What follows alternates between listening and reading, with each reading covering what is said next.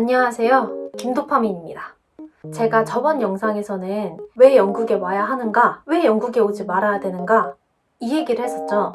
그 영상을 보시고서 계속 제 영상을 보시고 계시다면 오실 거거나 오시고 싶은 마음이 좀 있으신 분들일 거예요. 내 몸 하나 뉘일 공간 찾기, 이 어려운 시국에도 영국행을 결정하시는 워홀러, 유학생, 그리고 기타 사연을 가지신 모든 분들 행운이 따르길 바라면서 이 영상 시작하도록 하겠습니다. 자, 뷰잉. 일단 뷰잉이란 무엇인가? 영국에서 집을 보러 가는 걸 뷰잉이라고 불러요. 자, 10년차 자취생의 말을 잘 들어주세요. 일단 집주인이랑 부동산 업체랑 연락하는 순간부터 뷰잉은 시작되는 겁니다. 이거는 솔직히 개인적인 경험에서 나온 얘기인데요. 제 사연을 스킵하고 싶으면은 조금 더 뒤로 가주시고요. 스킵하지 않으실 분들은 제 억울했던 사연을 조금 들어주시면 되겠습니다. 사실 한국에서 있었던 일인데요. 서울에 살 때 부동산 업체를 통해서 집을 구했어요. 집주인하고 연락을 했는데 아니 요즘 세상에 전화를 안 받는 사람이 어디 있담? 그것도 일인데 그래서 한 3시간 정도 그 집주인을 기다렸던 것 같아요. 불상사는 1년 후에 발생합니다. 몇 년 전에 엄청 추웠던 겨울날 있었죠. 모든 택배가 얼어서 도착하고 유동성이 조금이라도 있다 싶으면 모두가 얼어버렸던 그때 제가 하필이면 감기가 걸렸었어요. 도저히 열이 너무 나가지고 안 되겠는 거예요. 그 삼선 스레바를 질질 끌고 약국을 나갔다가 요즘 신식 원룸에 이렇게 헤드를 해서 눌러가지고 자동으로 들어가는 그런 거 있죠. 들어가려고 비밀번호 눌렀는데 불이 안 들어오는 거예요. 이게 불이 안 들어오지? 왜 불이 안 들어오지? 하면서 그게 배터리가 나갔던 거였어요. 집주인이 전화를 안 받아. 그래, 집을 계약하는데도 3시간 있다 연락을 한 사람인데 그 와중에 삼선 스레바가 이렇게 있으면은 스레바 삼선에 이렇게 나와 있잖아요. 근데 여기가 하필이면 그것도 떨어졌어. 그래가지고 발가락은 앞으로 나와 있는 상태로 거기서 한 5분 쭈그려 앉아 있었나? 약도 못 먹고 이러다간 진짜 죽겠다 해서 근처에 있는 카페에 들어가가지고 거기서 한 3시간, 4시간? 이 사람 3시간이 기본이구만. 주변에 뭐 열쇠 이런 거가 붙어있는 데도 없고 제가 아무데나 막 불렀다가 또 어떤 일이 생길지도 모르니까 집에 문제가 생기면 무조건 집주인한테 연락을 해야 되거든요. 근데 집주인이 연락을 안 받아. 좋았던 점은 그러고 나서 한 13시간 잤더니 감기는 다 나았어요. 고맙다, 전 집주인. 그러니까 그냥 연락이 잘 안 되는 편이다. 가지 마세요. 그래서 집주인이 전화도 잘 받고 문자도 잘 되고 티키타카가 잘 오간다. 이러면은 뷰잉 약속을 잡으시면 되겠습니다. 저는 크게 3가지로 나눠서 말씀을 드리도록 하겠습니다. 공용 공간, 개인 공간, 집 주변. 이렇게 크게 3가지로 나누면서 뷰잉을 다녔어요, 전. 자세한 목록은 표로 정리해서 영상 나중에도 붙이고 제 블로그에서 다운받을 수 있게 해놓을게요. 그러니까 편하게 들어주시면 되겠습니다. 일단은 공용 공간. 영국에 있는 집들은 카페트나 마룻바닥이냐 아니면 뭐 타일도 있고요. 어떤 종류의 바닥인지 자기의 선호에 따라서 선택을 하면 되는데 나무바닥이나 타일인 데를 추천해요. 카페트는 알러지 인간으로서 근지러워. 난 그냥 보기만 해도 근지러워요. 그리고 이 시국에 거기에 어떤 바이러스가 남아있을지 모르는데 굳이 거기를 이렇게 살아야 되나? 그리고 공용 공간 중에서 저는 제일 중요하게 생각하는 게 주방이거든요. 물도 다 틀어보시고 불도 한 번씩 켜보시고 스토브 같은 거. 어떤 데는 녹물이 잘 나와요. 영국은 수도 시스템이 그렇게 좋은 편이 아니라서 그래서 조금 물을 틀어야 이렇게 깨끗한 물이 나오기도 하거든요. 지금 있는 집이 제가 불을 안 켜보고서 입주를 했는데 이렇게 찌리릭 하고 돌리고 나서 조금 누르고 있어야지 그 불이 유지가 되고 그냥 이렇게 탁 하고 놔버리면은 그 불이 그냥 팍 꺼져버려요.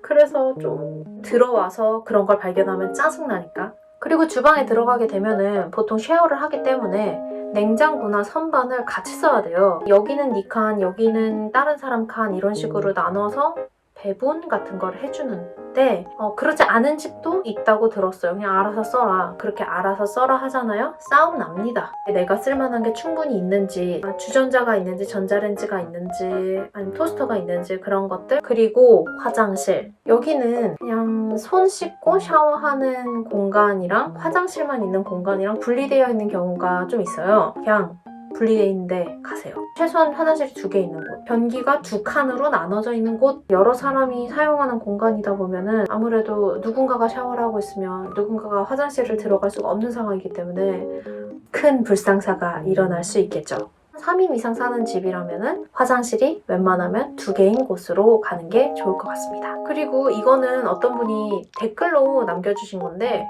온수가 24시간 안 나오는 집이 있대요. 어떻게 그런 일이? 공용 공간이 있는 경우에는 청소를 일주일씩 돌아가면서 해야 되는가, 청소하는 업체를 불러서 청소를 시키는 데도 있어요. 그리고 여기는 다 라디에이터를 쓰는데 라디에이터를 내가 원하는 때 킬 수 있는지 아니면 중앙난방 시스템인지 그런 것도 체크를 한번 해보시면 좋을 것 같아요.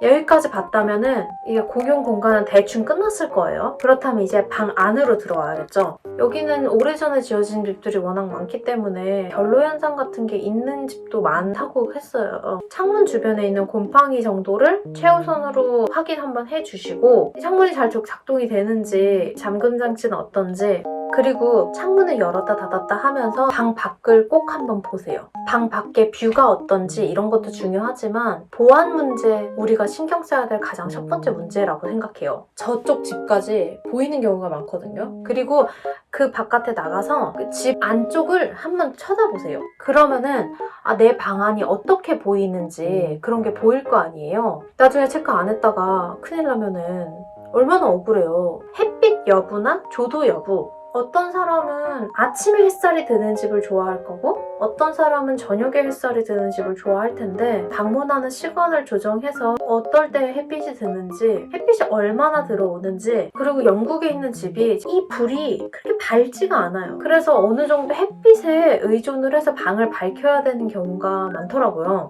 만약에 조도가 너무 낮다. 저는 조도가 낮은 걸 좋아하지만 조도가 너무 낮은 걸 힘들어 하시는 분들은 그걸 꼭 체크를 해보셔야 돼요. 스탠드가 있는지 스탠드를 줄 수 있는지 스탠드가 비싸더라고요. 가끔 처음 자취하시는 분들은 처음 가져보는 자기만의 공간이잖아요. 그래서 1부터 10까지 다 꾸미려는 그런 마음이 있는 분들이 좀 있어요. 저도 처음에 그랬고 근데 그러지 마세요. 너무 생고생이에요. 워홀하는데 돈 정말 많이 들고요. 정말 아껴 살아야 되니까 그냥 가구 있는 데 가세요. 이케아 가가지고 다 뭐 사야지 이런 생각 하지 마세요. 그냥 1-2개 정도 사는 것만으로도 돈 팍팍 깨집니다. 그러지 마세요. 제가 진짜 만류합니다. 제발 그러지 마세요. 자기만의 공간은 조그만한 공간 이렇게 살짝만 그리고 이사를 다시 갈 때도 문제예요. 버리는 것도 문제야.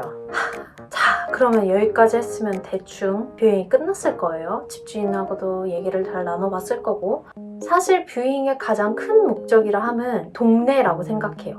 동네에 정이 안 가잖아요? 그러면 되게 살기 싫어요. 뷰잉이 끝났다고 집으로 바로 돌아가지 마시고 만약에 그 집이 조금 마음에 들었다 하면은 그 주변 걸어서 10분 거리 정도는 한번 이렇게 돌아다녀 보세요. 아무리 바쁘더라도 동네 산책할 시간은 있을 거거든요?